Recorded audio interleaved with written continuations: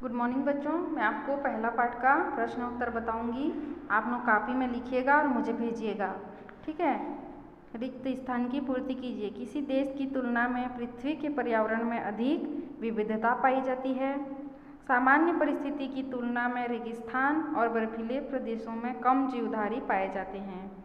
समुद्र में लंबी लंबी खाद्य श्रृंखलाएँ पाई जाती हैं। कुछ जंतुओं को पानी नहीं पीना पड़ता क्योंकि उन्हें भोजन से पर्याप्त पानी मिल जाता है। ये है अभ्यास के प्रश्न, ठीक है। जीवन की मूलभूत आवश्यकताएं हवा, पानी और भोजन है।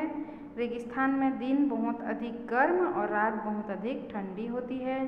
जीवधारी आपस में खाद्य श्रृंखला से जुड़े रहते हैं। जहाँ जीवधारी रहते हैं और प्रजनन करते हैं उन्हें उनका आवास कहते हैं, ठीक है। अनुकूलन के कारण जीवधारी अपने आवास में बिना कठिनाई के रहते हैं। अच्छा, अनुकूलन नहीं पता पाई थी क्या आपको? जीवधारी जो हैं जैसे ध्रुवी प्रदेश में ध्रुवी भालू पाया जाता है और इतने ठंडी में भी वो जीवित रहता है। क्यों? क्योंकि उनके शरीर में अनुकूलन पाया जाता है। जैसे उनके शरीर में ज़्यादा बाल पाया जाना, ज़्यादा बाल उनको ठंड की से रक्षा करता है, तो वही उनका अनुकूलन है, ठीक है। अगर हम लोग वहाँ जाएंगे तो मर जाएंगे, वहाँ जी नहीं पाएंगे, लेकिन वहाँ रहने वाले जीव जो है अनुकूलित होते हैं वहाँ के वातावरण के प्रति, इसलिए वो जिंदा रहते हैं, ठीक है। तो यहाँ पे क्या लिखोगे? अनुकूलन के कारण जीवधारी अपने आवास में बिना कठिनाई के रहते हैं, ठीक। समझ में आया? यहाँ देखो, यहाँ लिखा है अनुकूलन, ऐसे इसको लिख लेना परिभाषा को, है ना। अब है सही या गलत कथन को पहचान कर गलत को सही करना है। रेगिस्तान में चारों ओर पानी ही पानी होता है, रेत ही रेत होता है, ऐसे लिखेंगे, ठीक है। इसको सही करके लिखना। समुद्री पौधे हवा में स्थित ऑक्सीजन लेकर श्वसन करते हैं? नहीं, कार्बन डाइऑक्साइड लेकर श्वसन करते हैं, ठीक है। क्योंकि पेड़ पौधे कार्बन डाइऑक्साइड को श्वसन के रूप में ग्रहण करते हैं। आर्कटिक प्रदेश में मुख्य मांसाहारी जंतु चूहे, हिरण और खरगोश हैं? नहीं, ये शाकाहारी। यहाँ पे क्या होगा? शाकाहारी लिखना, ठीक है। आर्कटिक प्रदेश में रहने वाले जंतुओं के शरीर पर बाल पाए जाते हैं, घने बाल पाए जाते हैं। यहाँ क्या लिखोगे? घने बाल पाए जाते हैं, क्योंकि आर्कटिक प्रदेश बहुत ठंडा रहता है। रेगिस्तान या आर्कटिक प्रदेश में रहने वाले जीवधारी हमारे आवास में नहीं रह सकते हैं क्योंकि वो वहाँ के वातावरण के प्रति अनुकूलित होते हैं। अब है यहाँ पे उत्तर लिखना है। छिपकली, घुन आदि जंतु पानी पीते हुए दिखाई नहीं देते हैं क्योंकि उन्हें अपने भोजन से पानी की पूर्ति हो जाती है, जिससे उन्हें अलग से पानी पीने की आवश्यकता नहीं होती है। दीवारों पर उगे पीपल के पौधे को खनिज लवण और पानी कहाँ से प्राप्त होता है?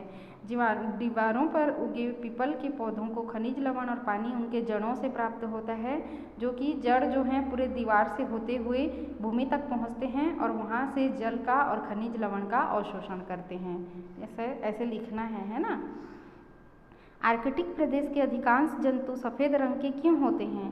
आर्कटिक प्रदेश में ज़्यादा बर्फ पाया जाता है और सब तरफ सफ़ेद सफ़ेद छाया रहता है, और इन जंतुओं के शरीर पर अत्यधिक सफ़ेद बाल होता है ताकि वो किसी दूसरे शिकारी जंतु से बच सकें, इसलिए उनके शरीर पर सफ़ेद बाल पाया जाता है।